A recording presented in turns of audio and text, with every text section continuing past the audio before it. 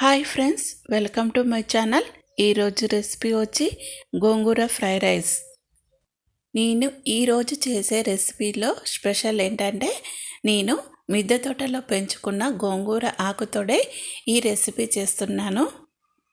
ఇప్పుడు ఈ ఆకును కట్ చేసుకుంటాను.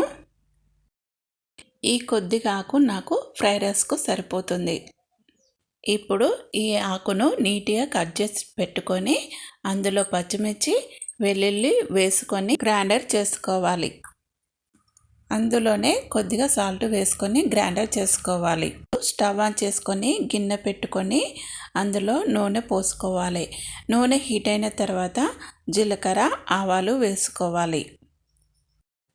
అందులోనే ఎండుమిర్చి వేసుకొని వేయించుకోవాలి. ఎండుమిర్చి వేగిన తర్వాత ఉల్లిగడ్డలు పల్లీలు వేసుకొని వేయించుకోవాలి.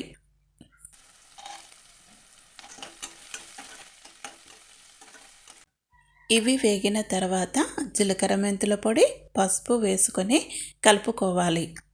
మనము గ్రైండర్ చేసేటప్పుడే పచ్చిమిర్చి వెల్లుల్లి వేసినాము కాబట్టి ఇప్పుడు మనము కారం వేయాల్సిన అవసరం లేదు. మనము ముందుగా గ్రైండర్ చేసి పెట్టుకున్న గోంగూరకు పచ్చిమిర్చి వెల్లుల్లి ముద్దను ఇందులో వేసుకొని బాగా కలుపుకోవాలి. ఈ గోంగూరకు పచ్చి వాసన పోయే వరకు బాగా వేయించుకోవాలి. ఇది సరిగా వేగకపోతే మనకు టేస్ట్ ఉండదు. ఈ గోంగూర ఫ్రైడ్ రైస్కి నూనె కొద్దిగా ఎక్కువనే పడుతుంది. కొంచెం నూనె ఎక్కువనే వేసుకోవాలి. అప్పుడే నూనెలో గోంగూరకు బాగా గోలి పచ్చి వాసన పోతుంది. ఇక్కడ చూడండి, నూనె బయటికి వస్తుంది అంటే ఆకు మనకు బాగా ఫ్రై అయినట్టు. ఇప్పుడు మనము రైస్ వేసుకోవాలి. ఇప్పుడు పొడి పొడిగా చేసుకున్న రైస్ను ఇందులో వేసుకుందాము. ఈ గోంగూర ఆకు రైసు బాగా కలిసేటట్టు కలుపుకోవాలి.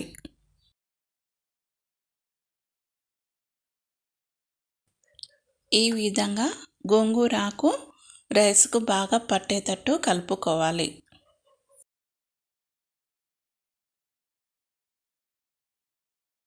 ఈ విధంగా కలుపుకున్న తర్వాత గోంగూర ఆకు ఫ్లేవరు రైస్కు పట్టేటట్టు ఒక 10 నిమిషాలు ఉంచాలి.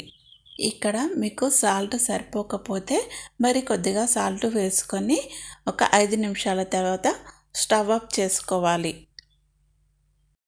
ఇప్పుడు మనకు ఈ రెసిపీ రెడీ అయినట్టే. దీనిని ఒక ప్లేట్లోకి తీసుకొని సర్వ్ చేసుకుందాము. ఈ వీడియో కనుక మీకు నచ్చినట్లయితే ఒక లైక్, సబ్స్క్రైబ్ చేయండి.